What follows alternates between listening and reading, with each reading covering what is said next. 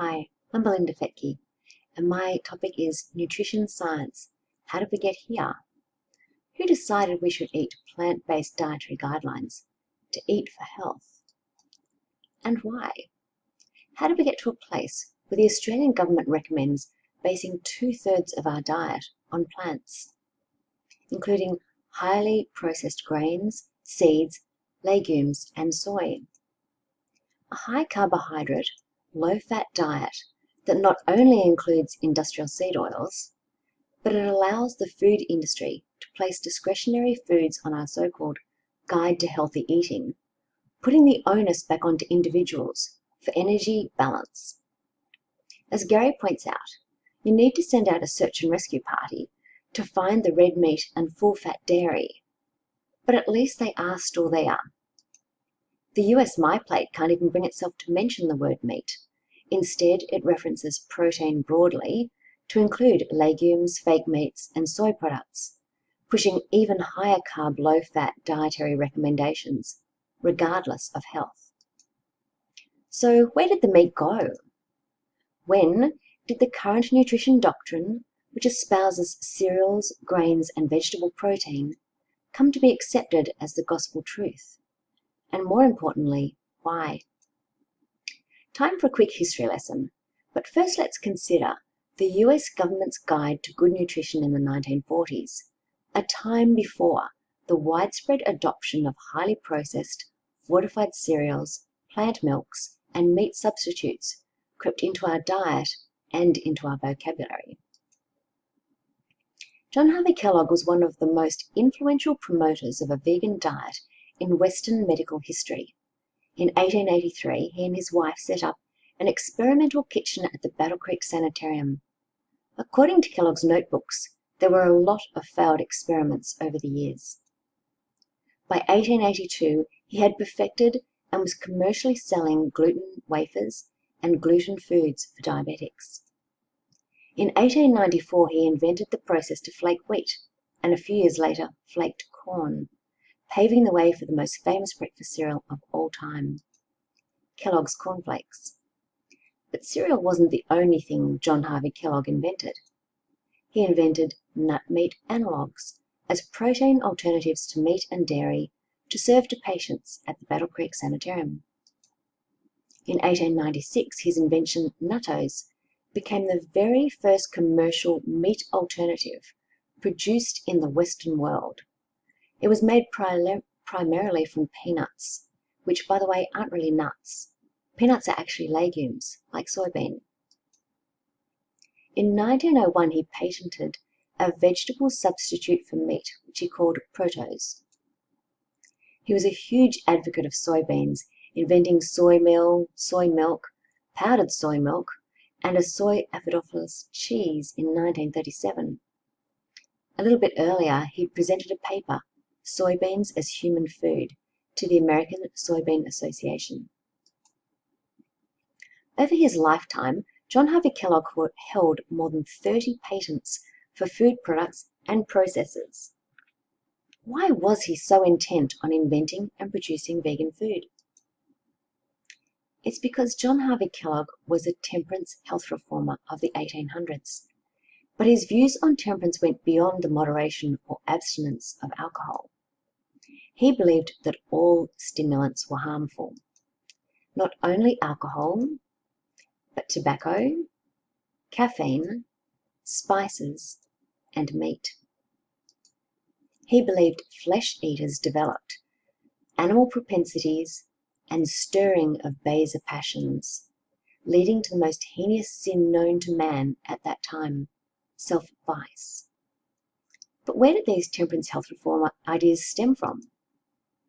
John Harvey Kellogg was a devout Seventh-day Adventist.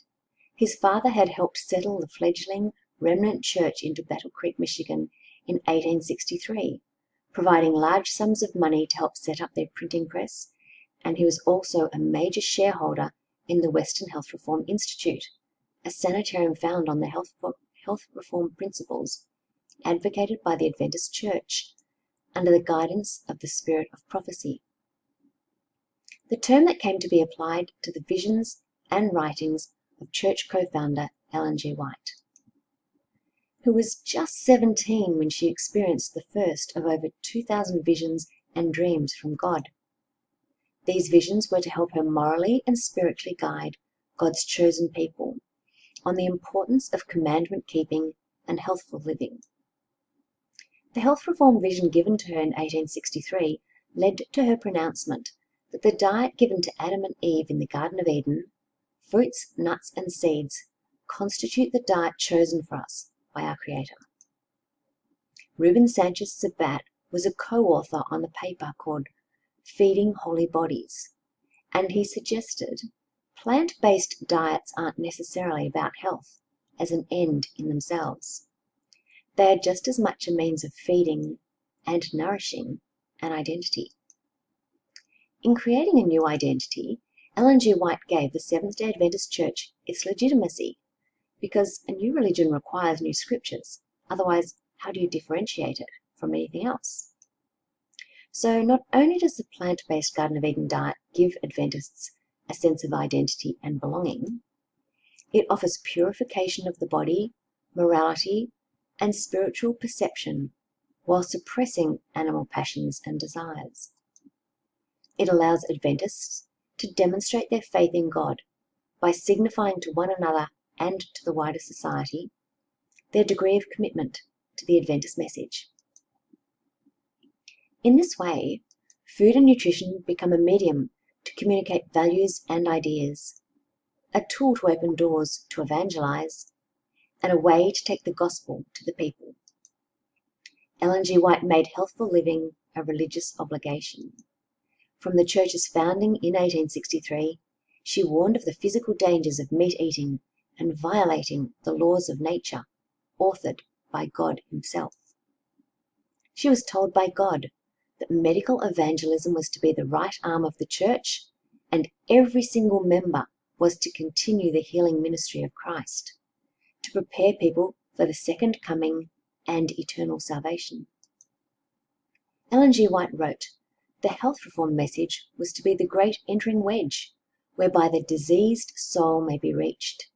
This will find access to hearts and minds and will be the means of converting many to the truth." You may be interested to know that the Seventh-day Adventist Church now has more than 21 million members. It's the second biggest educator worldwide behind the Catholic Church, with nearly 2 million students enrolled in primary, secondary, and tertiary studies. They're considered a global health provider with 211 hospitals, 28 in Florida alone.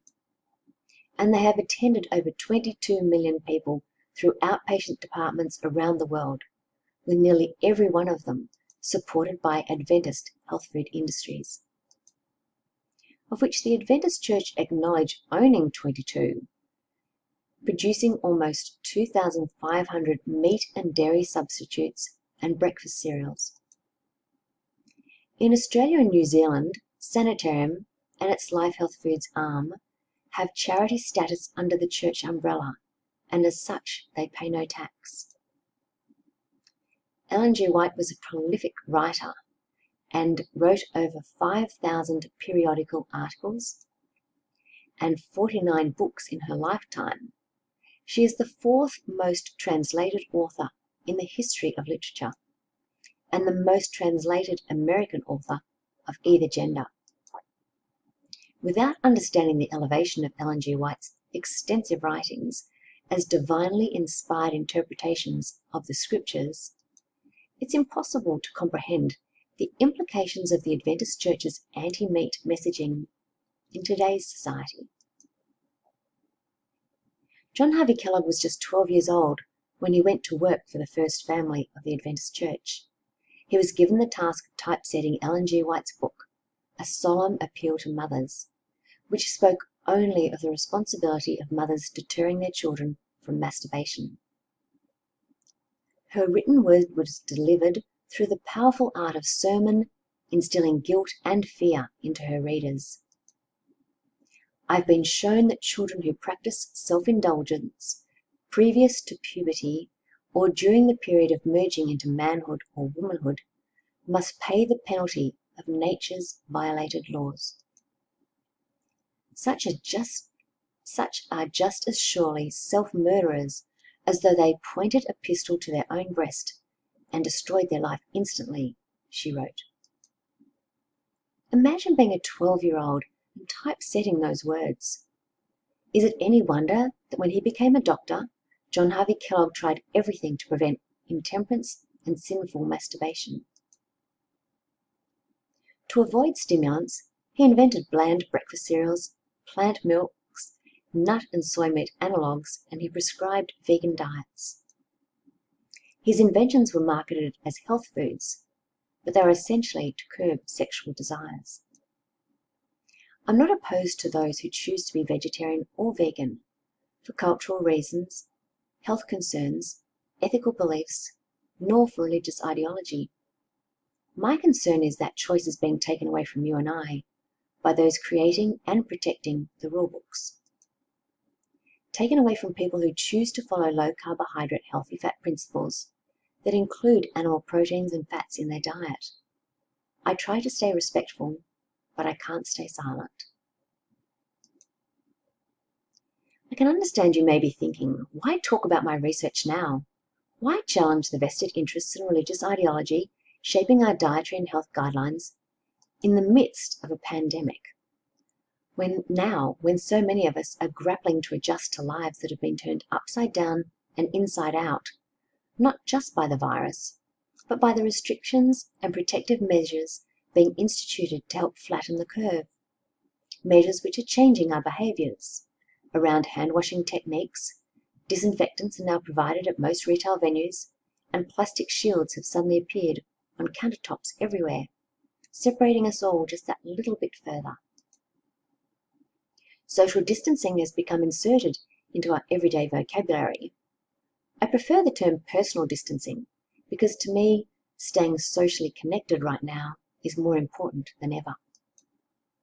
Around the world, we're being encouraged to stay at home as much as practical, even though some of the strict lockdown measures are slowly being relaxed. We've had to rely on technology extensively to keep in touch with family and friends, and I truly understand firsthand how working remotely creates new challenges, especially if you have young children at home. But one of the most important things you can do right now is for your health, and that's to consider what you eat. It appears that individuals with type 2 diabetes and other metabolic conditions are at a higher risk of complications from COVID-19. While it can't be proven that low carb boosts immune function per se, the team at Diet Doctor believe the evidence is strong to support the many health benefits of eating a low carb diet, and it just makes sense to use LCHF and keto principles that will help limit our risk factors. So that's why my research is important to share, even now. I've been watching Gary and other low-carb advocates talk about the science behind nutrition. Why is basic biochemistry and physiology being silenced? Maybe, just maybe, nutrition science has never really been about science at all. The Nutrition Coalition was founded in 2015 with the primary goal of ensuring that the US nutrition policy is based on rigorous scientific evidence. This is important for everyone because the dietary guidelines around the world have been heavily influenced by the US ever since low-fat recommendations were introduced in 1977. Nina Teicholz, the Nutrition Coalition's executive director, is concerned. She says, the last two meetings of the 2020 US Dietary Guidelines Committee have revealed many alarming problems. The process lacks transparency. It excludes large numbers of rigorous studies, instead relying primarily on weak data for its conclusions. Virtually all committee members have long lists of conflict of interest with food, pharmaceutical, and/or supplement companies that may well influence their decision-making. In particular, Joan Sabat, chair of the nutrition department at Loma Linda University, owned by the Seventh-day Adventist Church, teaches a vegetarian-vegan doctrine as part of the church's health ministry. He's an unpaid member of the Scientific Advisory Board for the Californian Walnut Commission, and he has received grants from the Nut, soya and avocado growers. In 2018, he co-authored The Global Influence of the Seventh-day Adventist Church on Diet. Not only does it summarize years of my own research, the researchers acknowledge my work.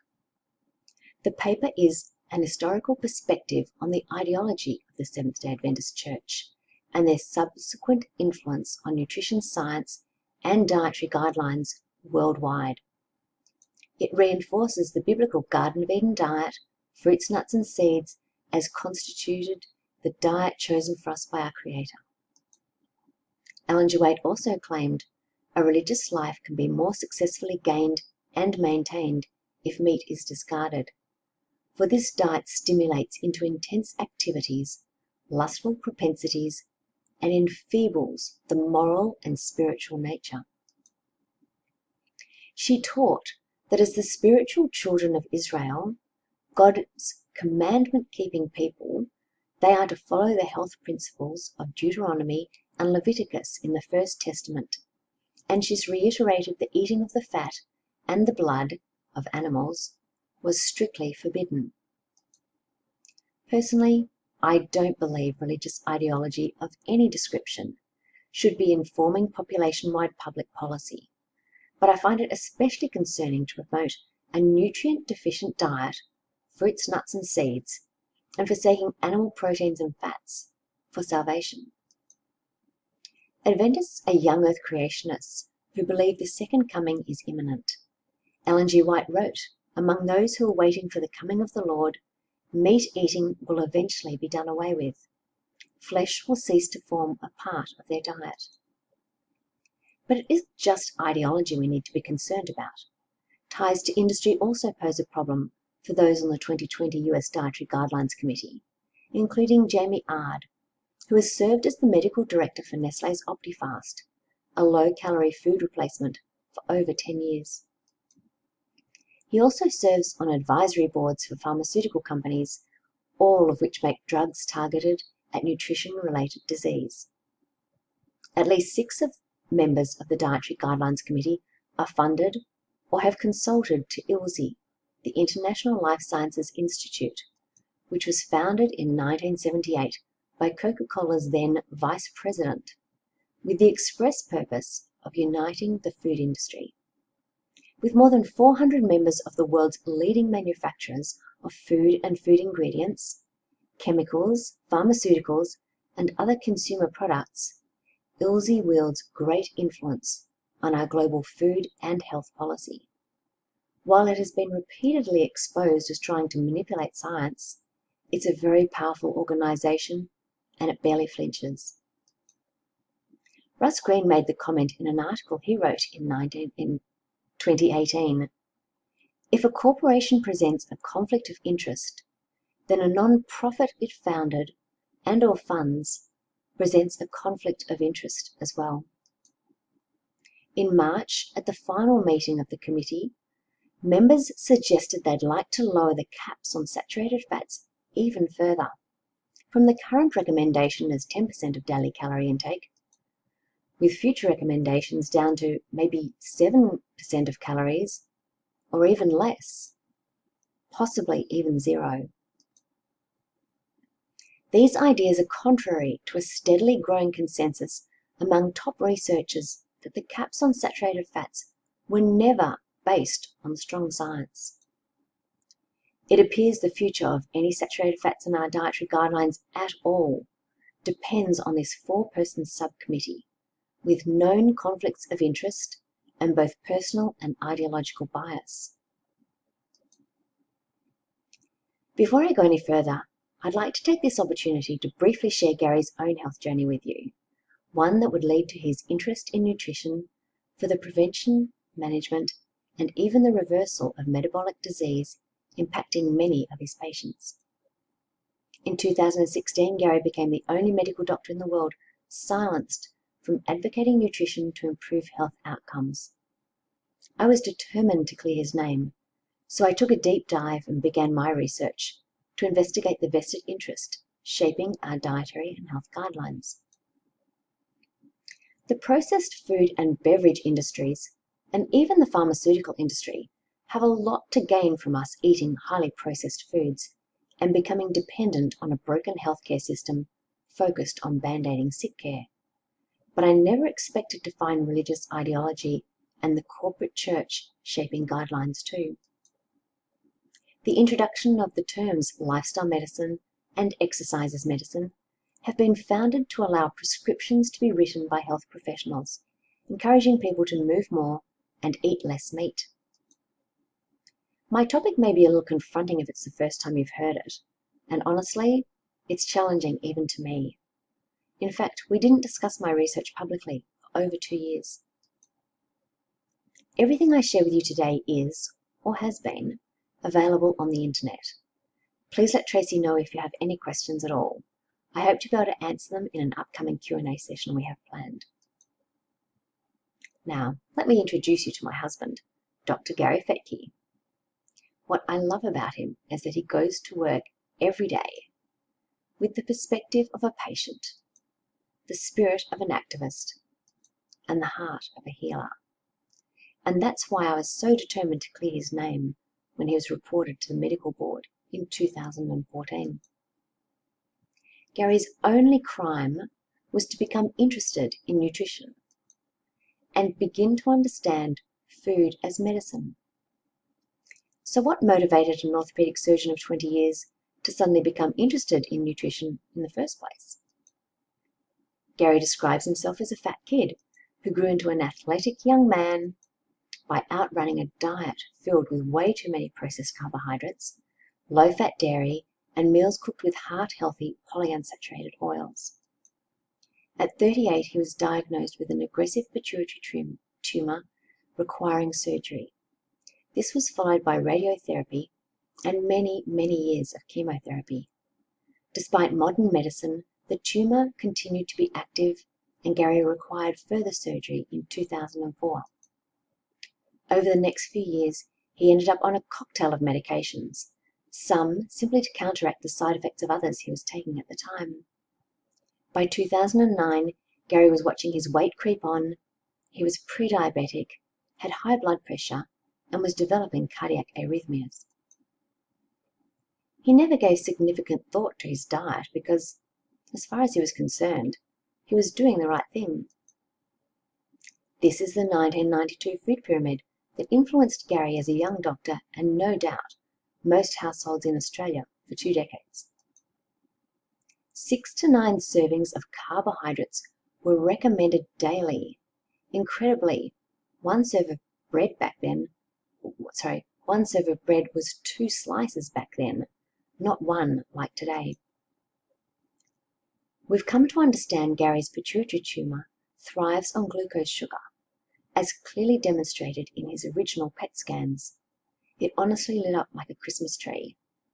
So reducing sugar and carbohydrates and reintroducing healthy fats back into his diet has stopped his cancer in its tracks. It's our miracle and our biggest reward. After he'd been low carb, keto for about a year, Gary tried going off chemotherapy. This was done under medical supervision with regular checkups. He has been off chemotherapy for nearly 7 years now, with no sign of any cancer cell activity on blood tests. This was impossible for Gary to achieve on a high-carb, plant-based diet. I'm not saying that surgery, radiation and chemotherapy didn't have their place in the management of his cancer, but I am asking why diet wasn't considered as an adjunct therapy right from the start.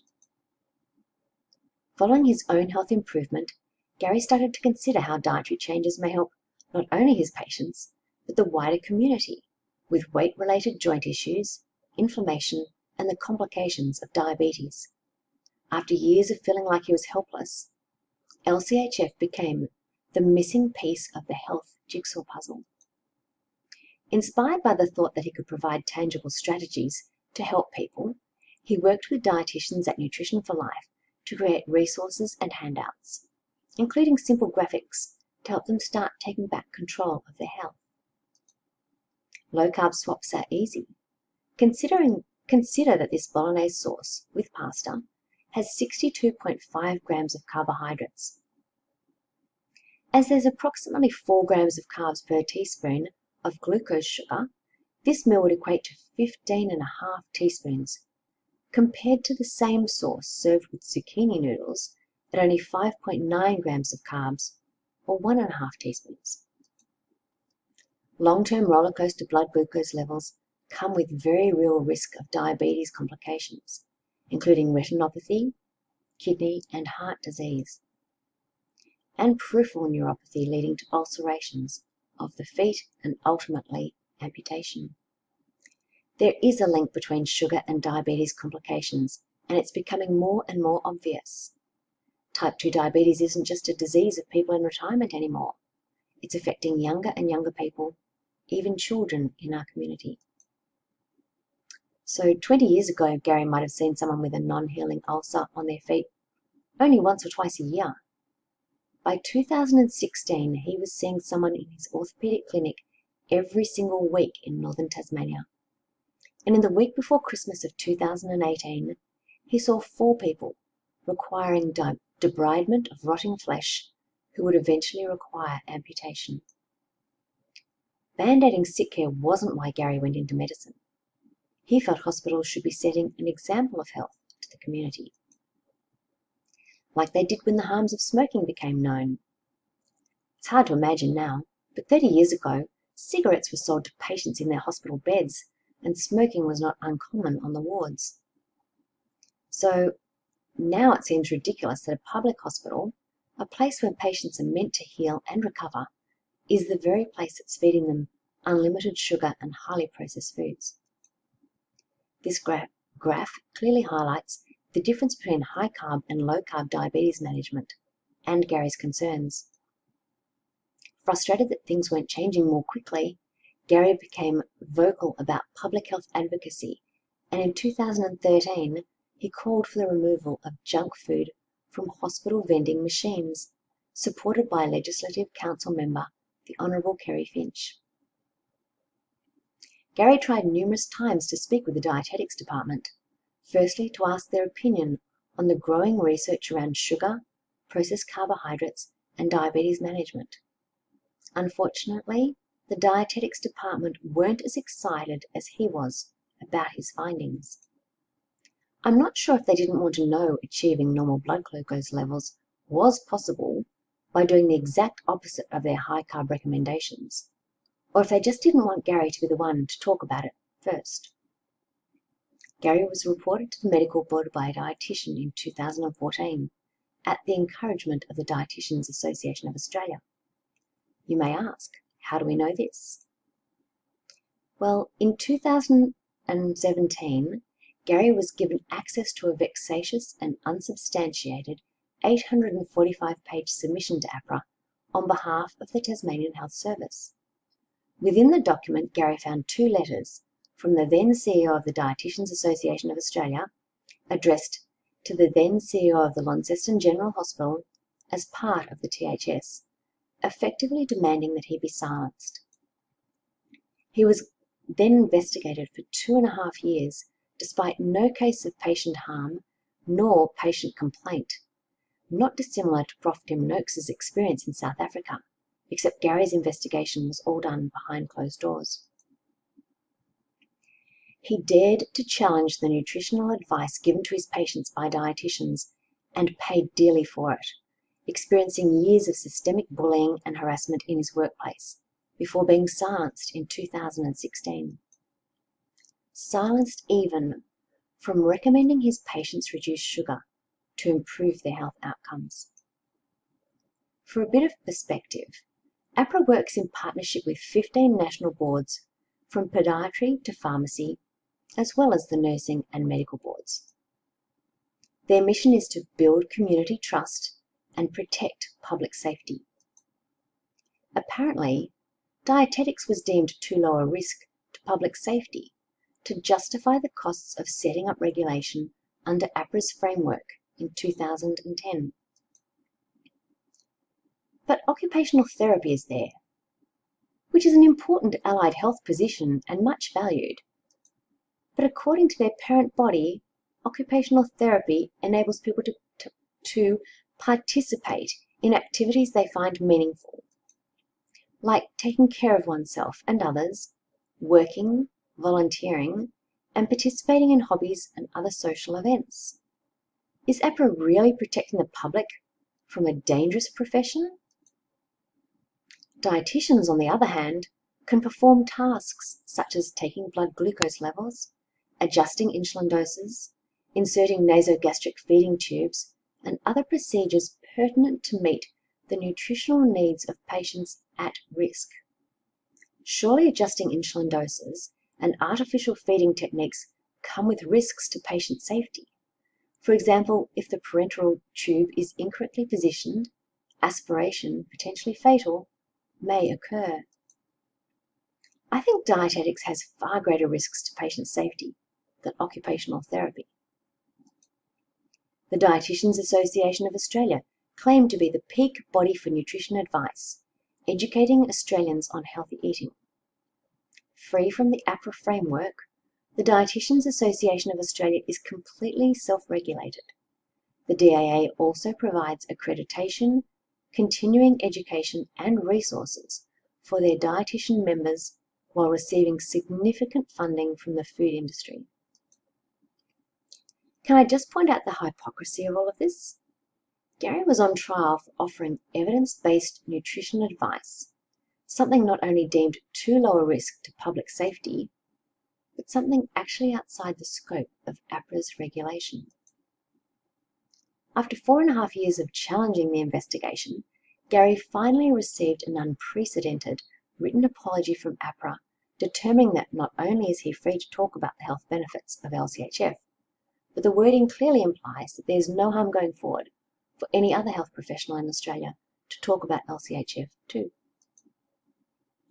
But if that's the case, why are we still facing so many obstacles? How can we raise awareness of the health benefits of LCHF when the self-proclaimed peak body of nutrition, the Dietitians Association of Australia, continue to call low carb a fad diet? Not only that, a fad diet that lacks scientific evidence, but they love the new science behind breakfast, courtesy of the Australian Breakfast Cereal Manufacturers Forum.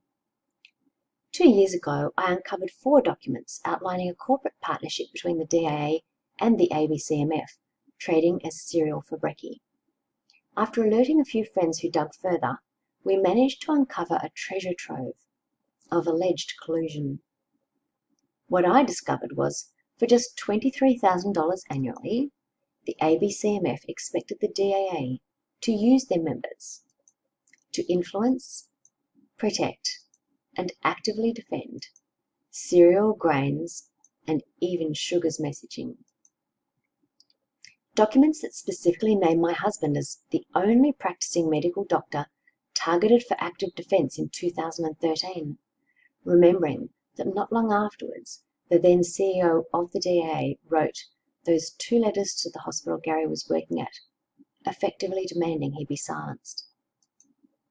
According to a document under the heading ABCMF Active Defence, consumer attitudes and consumption of breakfast cereal are being negatively impacted. In other words, cereal sales and corporate profits are down. The 4 major cereal companies that make up this ABCMF are Sanitarium, Nestle, Kellogg's, and Freedom Foods. And they aren't happy. If low-carb diets are considered a fad diet by the DAA because they supposedly lack evidence, scientific evidence, maybe they should check out Virta Health's comprehensive list of low-carb research. The Public Health Collaboration UK also have studies listed on their website. In fact, 54 studies of 63 show a clear benefit of low-carb over low-fat diets.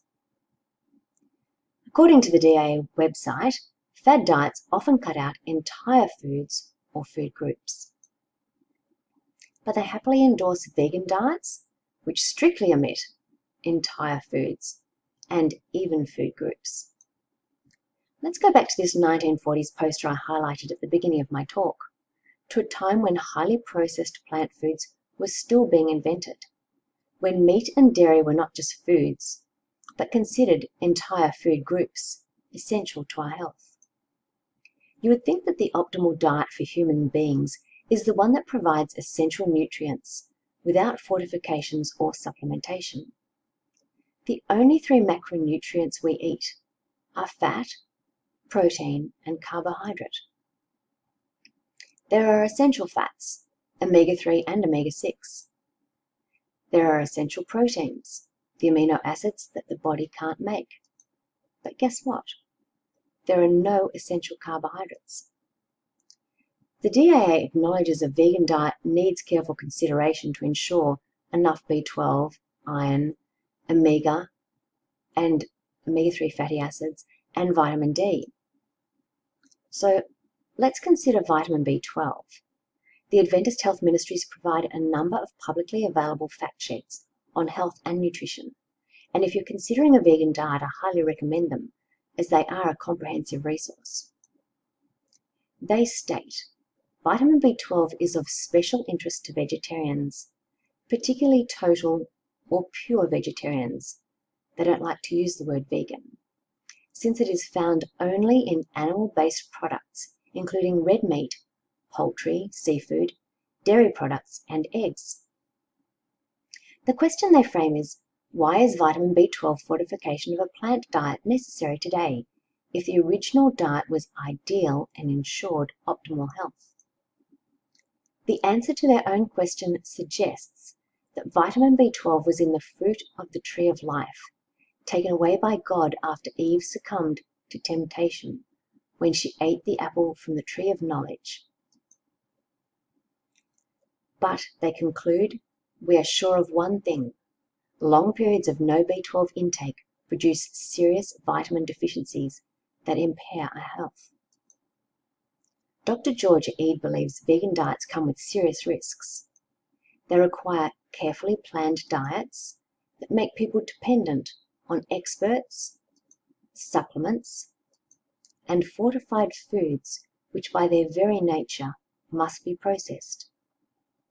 Reese Southern, a recovering vegan, introduced me very early on to the Seventh-day Adventist ideology on his website, Let Them Eat Meat. His work is extensively researched and referenced, detailing the involvement and influence of Seventh-day Adventist dietitians on the American Dietary Guidelines for 60 years. Harry Miller was an Adventist medical missionary who spent nearly 70 years in China as a medical doctor and surgeon, a publisher of literacy evangelism, and as a food scientist. When he opened the new nutrition research laboratory in 1953, he stated, "Science will be used to prove, not disprove, divine inspiration. The assurance that the Lord will give wisdom to those who study to find suitable substitutes for meat, eggs, and milk in the diet is a great stimulus." By 1958, his labs had developed new and improved soy milks and soy cream, acidophilus soy milk and ice cream, cholesterol-free cheese, and a non-dairy margarine. One of the technical experts employed at Miller's research laboratory was devout Adventist Dr. Mervyn Harding, who set about investigating the health status of Adventist vegetarians in 1948 for his doctoral dissertation at Harvard. His doctoral supervisor, Fred Steyer, has been since found to have strong ties to the sugar industry, determined to minimize the harms of sugar, and blames saturated animal fats for heart disease. In his book Health and Salvation, Mervyn Harding writes, "To protect us from moral pollution by keeping our minds clear and sharp, God in his infinite wisdom and love gave his remnant people the wonderful, scientifically vindicated message of health reform." Another of the technical experts employed at Miller's research laboratory was Seventh-day Adventist UD Register, one of two dietitians acknowledged as instrumental in getting vegetarianism accepted back into the American Dietetics Association. He stated, "Evidence will be presented to show how science has verified statements made over 50 years ago through the spirit of prophecy." But the influence of Adventist ideology goes even further back. Lena Francis Cooper founded the American Dietetics Association in 1917. She was a protege of Dr. John Harvey Kellogg and an early proponent of the Adventist health reform message at Battle Creek Sanitarium, integral to supporting medical evangelism and offering an entering wedge to the church through the Garden of Eden diet. She was considered a pioneer in the field of vegetarian nutrition and dietetics, with more than 500 dietitians graduating under her tutelage. But it was her role as the senior author of Nutrition in Health and Disease, a textbook that was used for 30 years in both dietetic and nursing programs around the world for Adventist and non-Adventist education, that made Lena Cooper famous worldwide. Vegetarianism was fully accepted by the American Dietetic Association in 1988. Of the 9 reviewers, every single one had a vested interest in a positive outcome. 5 of the reviewers were from the Seventh-day Adventist Church, including Kathleen Zolber, as a past president of the ADA, now known as the Academy of Nutrition and Dietetics. Well, this piqued my interest, so I decided to investigate the the Australian Dietitians Association's references on their vegetarian position statement, which has since been removed. Unlike the lengthy American list, we have only 4 references to back up the so-called scientific evidence the DAA requires to endorse a diet. The trouble is that all these articles were funded directly and indirectly by Sanitarium and Kellogg's. The timing ties in nicely with their ABCMF partnership, and we know how much the DAA loves cereal for brekkie. So this is concerning, not only for their members who should be able to trust their governing body to provide them with unbiased scientific research, but as the self-proclaimed peak body for nutrition, the DAA's blatant cherry-picking of data is also concerning for the general public. The authors of the 3rd reference have strong ties to Kellogg's, including a man named Victor Fulgoni, who was a past vice president of nutrition for the Kellogg's company. The authors of the 1st and 2nd references are on the General Conference's Adventist Health Ministries and working at Seventh-day Adventist universities.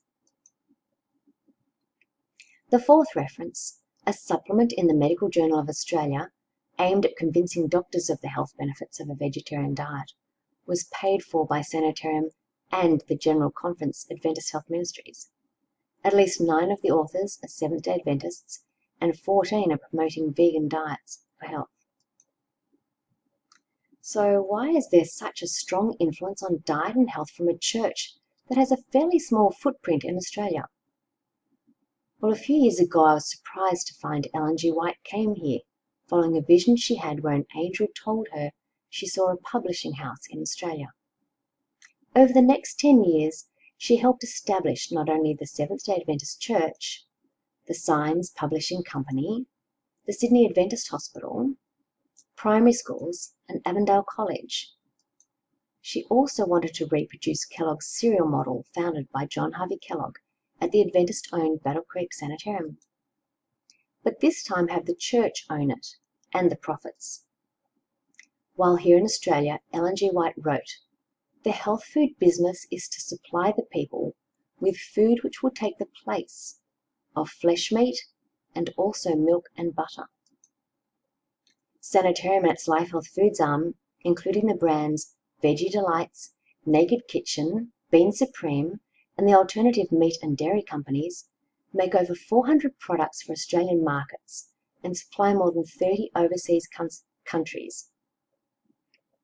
With Sanitarium, Life Health Foods, and variations of the two including Nutrabex and Sanaku, already Japan's 4th largest soy milk manufacturer in 1982. Remember, as a church entity with charity status, they pay no tax on any of these products. Proceeds go to the church. While Sanitarium, the health food company, promotes their holistic health and well-being message on its parent website, talking about pioneering nutritious plant-based foods, sustainability, and social purpose with a warm and welcoming feel, it comes as a bit of a surprise to find the graphic about veganism on their alternative meat company website, with all the usual vegan propaganda blaming innocent cows for global greenhouse gases. I think that the claim that 2 million Australians are following a plant-based diet and that means we're becoming vegan is slightly misleading.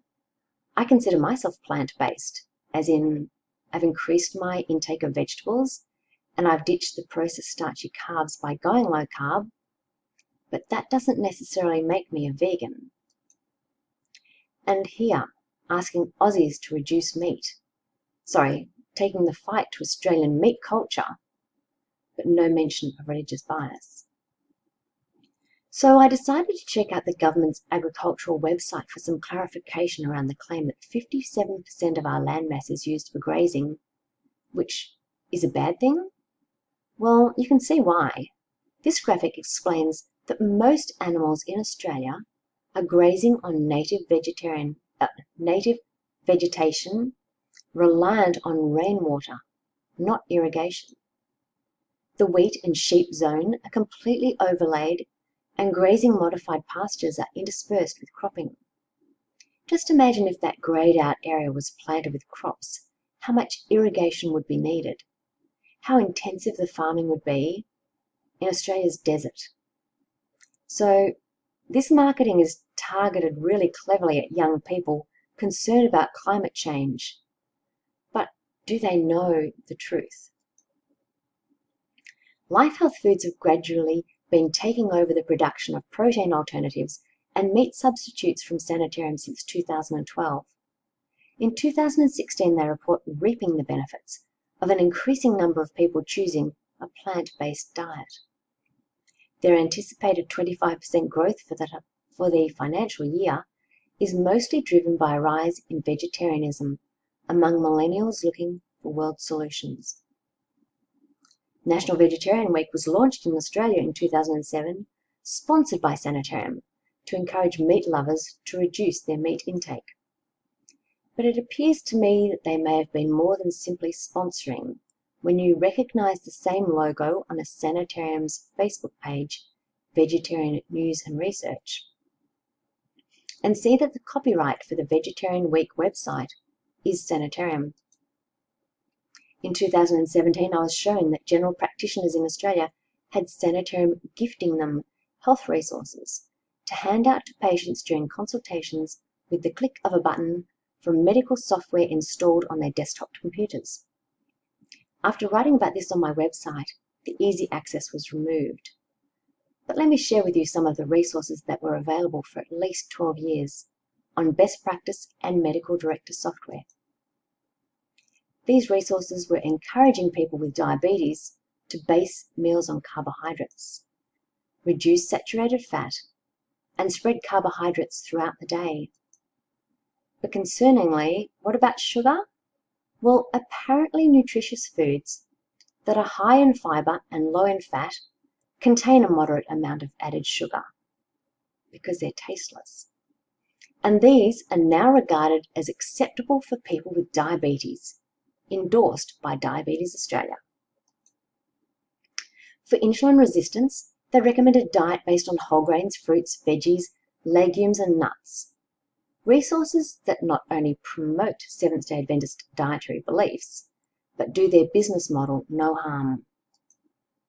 During pregnancy, Sanitarium says it's vital you have a healthy diet based on fruits, vegetables, cereals and legumes. The pregnancy fact sheet even suggests their own brand, Weet-Bix, to get more folate into your diet. But wait, there's more. Sanitarium bought the rights to the Complete Health Improvement Program in 2014, originally developed by Adventist Hans Deal in 1988. Sanitarium's CHIP program is based on the Adventist health reform principles, including nutrition, delivered to their churches and healthcare institutions. Adventist volunteers then facilitate community and corporate wellness programs worldwide to Adventists and non-Adventists. Despite claims on their website that CHIP is not a vegan or vegetarian mandate, the facilitator's guide shows pretty clearly what the Adventist Church's position is on stimulants. We promote that less is more, with the ideal being none at all. None at all if you want to avoid the worst possible health outcomes. These recommendations don't just apply to alcohol and processed foods, but to meat, dairy, and eggs too. Sanitarium's CHIP sponsors and partners with many of the lifestyle medicine societies, including the Australasian Society of Lifestyle Medicine, even offering to run facilitator courses at their events. We know Sanitarium sponsors the DAA through Cyril Fabrecki. Well, it was acknowledged as a platinum sponsor of Nutrition Australia as far back as 1999. But even I have to admit, I was surprised to find Sanitarium as one of 15 founding members of ILSI Australia in this 1987 document. Remember, ILSI was founded by the Vice President of Coca-Cola in 1978.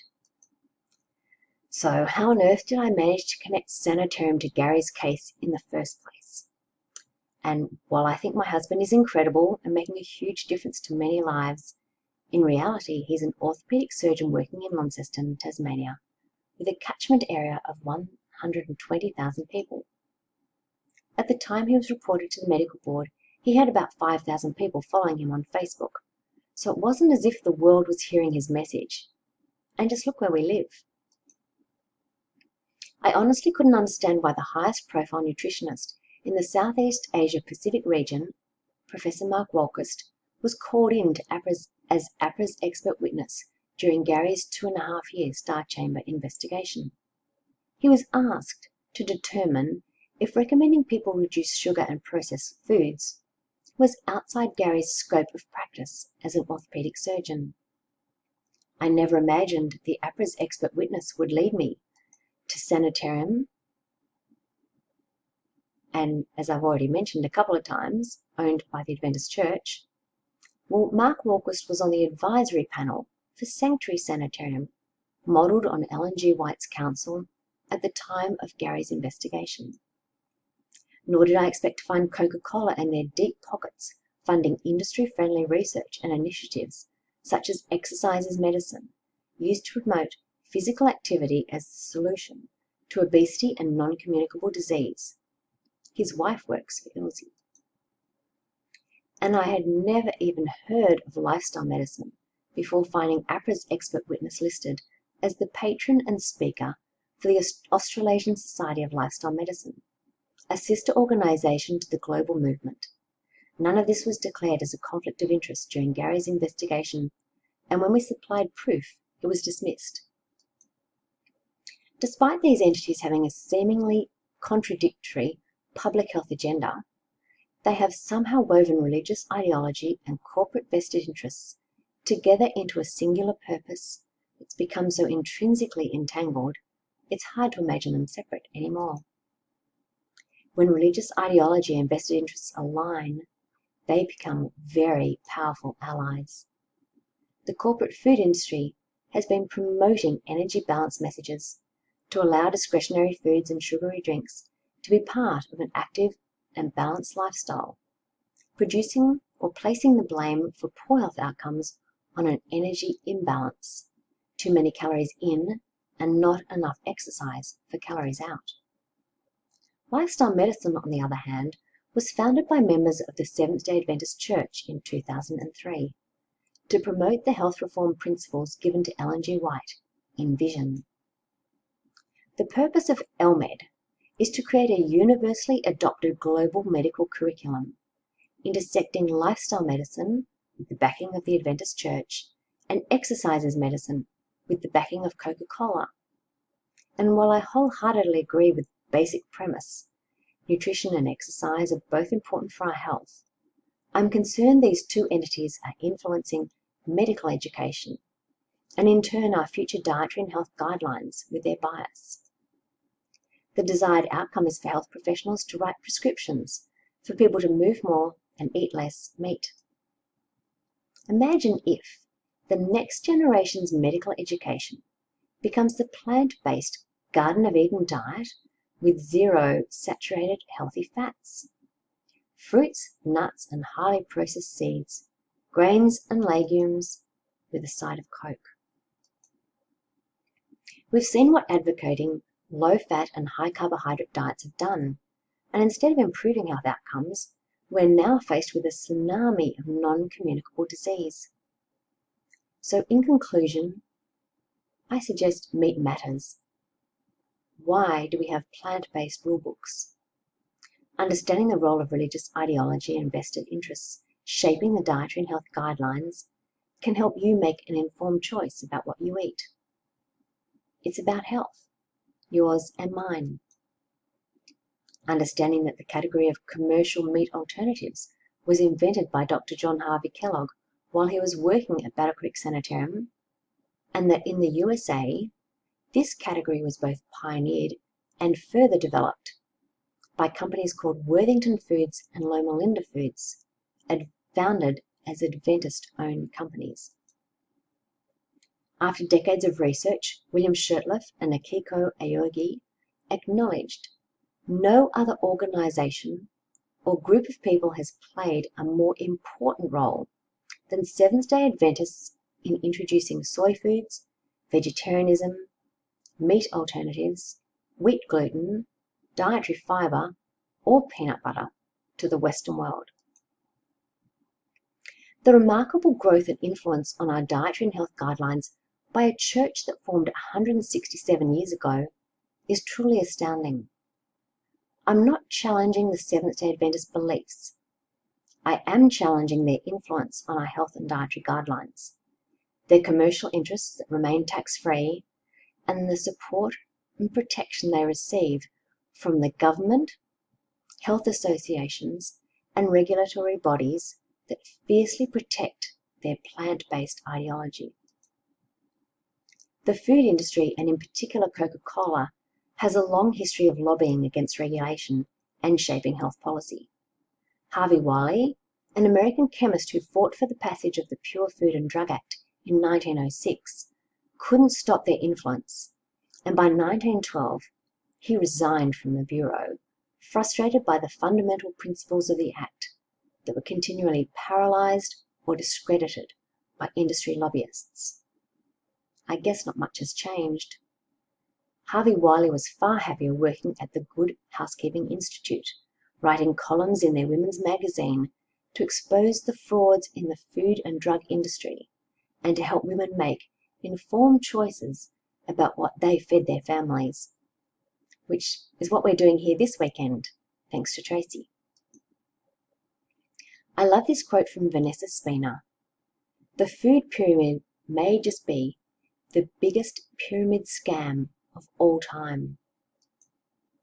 What we need is a separation of church and plate. And let's get the corporate interests off the table too. Thank you so much for joining me and being part of this exciting low-carb living long weekend. Thanks, bye.